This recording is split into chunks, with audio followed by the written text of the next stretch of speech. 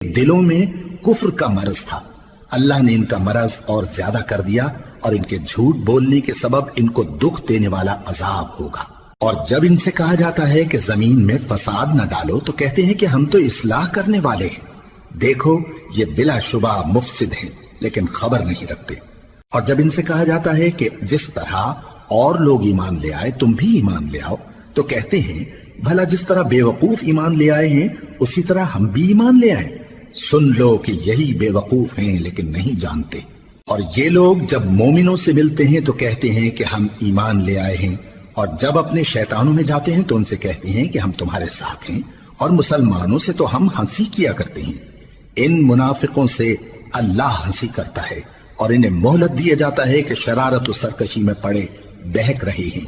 یہ وہ لوگ ہیں جنہوں نے ہدایت چھوڑ کر گمراہی خریدی، تو نہ تو ان کی تجارت ہی نے کچھ نفع دیا